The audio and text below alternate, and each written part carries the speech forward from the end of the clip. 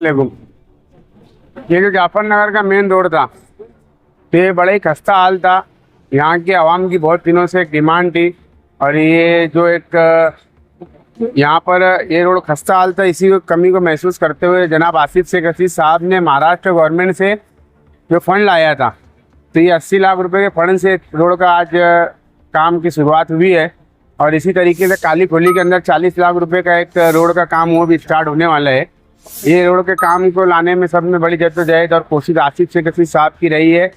जैसे कि यहाँ के जिम्मेदार आप देख सकते हैं, इतनी बड़ी तादाद में जो जमा है, तो आज इनको भी एक बहुत बड़ी राहत मिलने जा रही है। जिस तरीके से ये रोड खस्ता हाल थी, कई सालों से ये रोड का काम हुआ नहीं था, जो आवाम को बहुत ज़्यादा तकलीफ होती थी, तो उसी को मद्देनज़र रखते हुए आसिफ शेख रशीद साहब ने ये फंड महाराष्ट्र गवर्नमेंट से लाकर ये काम होने जा रहा है। और भी दीगर काम जैसे गुरुवार वार्ड के अंदर है, बहुत सारे ऐसे काम जो है वो जल्दी चालू होने वाले हैं। शहर के आवाम ने जिस आदमी को अपना नुमाइंदा मुंतखब की वो काम नहीं कर रहे, तो आदमी लोग क्यों पहल कर रहे हैं काम में?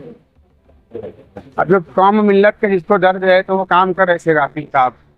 जहाँ आवाम को ज़रूरत उनकी पड़ती है आसिफ शेख रशीद साहब को, आसिफ साहब वहाँ पहुँचकर आवाम के बीच में रहकर उनका काम करते हैं।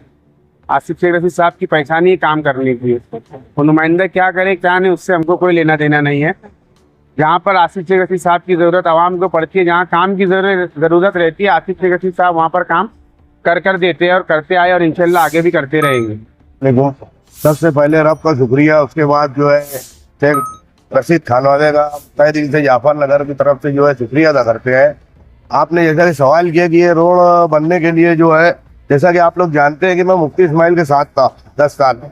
मैंने भी उनको ये रोड का जो है प्रस्ताव दिया था, तो उन्होंने तो जो है 10 साल में जो है ये रोड जो है किसी न किसी बहाने से टाल दिया, क्योंकि उनको काम करने की सलाहियत है नहीं। उसके बाद जो है शेख रशीद साहब ने जो है हमारे महल्ले के ही एक जो है शख्स को जो है चेयरमैन बनाया। वो अभी लोगों को है तो व्हाट्सएप पे बताते फिर रहे कि ये काम मेरा है, ये काम मेरा है, जबकि वो प्रस्ताव है। वो चेयरमैन रहने के बाद भी जाफरनगर में कोई काम किया नहीं। जैसे कि इस्माइल भाई बताए कि यार असेंबली टाइम में आसिफ साहब ने वादा किए थे, और ये बात सच है कि कोई भी इलेक्शन हारने के बाद जो इतनी दिलो जान से कोई काम करता नहीं। जिस तरीके से आमदार नहीं रहते हुए उन्होंने 15 करोड़ रुपया जो है बजट वो सरकार से मंजूर किया। तो ये मैं आप तमाम इस एरिया से गुजारिश करूंगा कि ये एक आखिरी मौका मिल रहा है हम लोगों को आने वाले कारपोरेशन इलेक्शन में, तो उनको इतनी ज़्यादा अक्सरियत से जो है वो 40 सीट जो है चुन करके दे, ताकि वो मेयर बने, और जो है उनको जो है महाराष्ट्र से भी लाए, और यहाँ कारपोरेशन से भी आज 1100-1200 करोड़ की कारपोरेशन हो गई है, तो उनको काम करने में और आसानी हो। जिस तरीके से अभी जो है उनके बड़े वालिद जो है वो ज़्यादा बीमार है, इसलिए वो एहसान भाई को यहाँ पर भेजे है। तो हम जो है एक मरतबा फिर जो है आसिफ शेख रशीद साहब का बहुत ही शुक्रिया अदा करते हैं। आपने अपनी गुफ्तगू में कहा कि शहर का नुमाइंदा को काम नहीं आता, सलाहियत नहीं। 15 साल के अंदर है वो, सारा शहर जान रहे, तो फिर अंदर कैसे बन गए? आमदार जो है देखो हम लोगों की गलतियों की वजह से बन गए हो, क्योंकि आदमी गलती करता ही तो सामने वाले का। ये तो अब शहरियान का काम है कि भाई जो है अब कौन काम करने वाला है और कौन नहीं है उसको देखना। ये शहरियान का और आवाम का काम है, वोटर का काम है ये सब देखना। ये लास्ट मौका है, अभी कारपोरेशन इलेक्शन बहुत अहमियत का हामिल है, इसलिए जो है मैं आवाम से गुजारिश करूंगा कि इस मरतबा जो है तमाम ही जो वार्ड में आसिफ शेख रशीद और इंशाल्लाह हो सकता है गठबंधन हो, तो इन लोगों को जो है अक्सरियत में लाने की कोशिश करें। आप जैसा कि जानते हैं क्या शहर में क्या हालात चल रहे, उसके बावजूद भी जो है वो काम काज को जो है लेकर के आगे ही बढ़ रहे, जबकि उन पे इल्जामात लगते ही जा रहे हैं, लेकिन उसकी परवाह ना करते हुए वो काम को तरजीह दे रहे। ये असेंबली इलेक्शन के वक्त शेख आसिफ साहब जो है तो यहाँ जाफरनगर में आए, उस वक्त भी जो है ये रोड की हालत बहुत ज़्यादा ख़राब थी।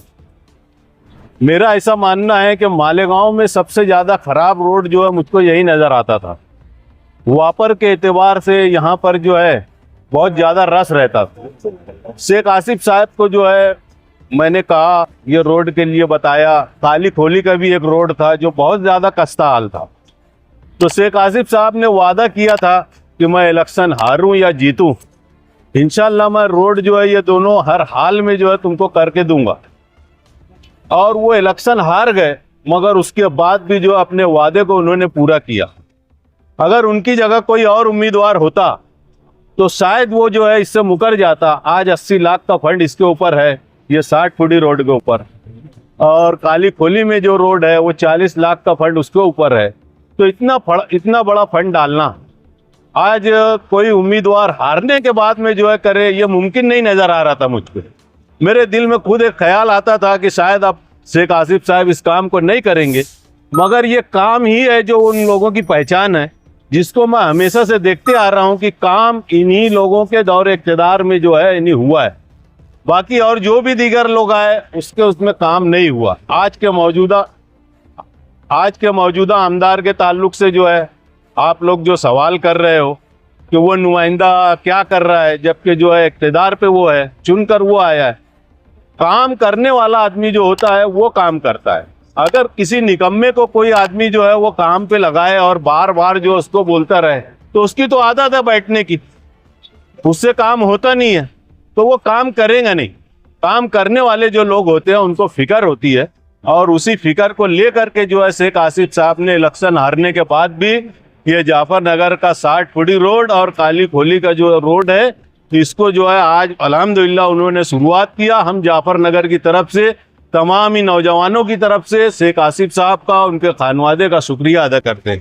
मैं महल्ले की जानिब से और मेरे परिवार की जानिब से शेख रशीद खानवादे का शुक्रिया अदा करना चाहता हूँ। जब जाफर नगर 60 फुटी रोड में जितनी खस्ता हाल थी, तो इतनी तकलीफ आने जाने वाले लोगों थी, अब आदित्य साहब ने जो फंड लाए 15 करोड़ का असम्बली से पहले काम चालू कराया, थोड़े दिन में इंशाल्लाह चालू रोड हो जाएगा वो, और आने जाने वालों को बहुत राहत मिलेगी।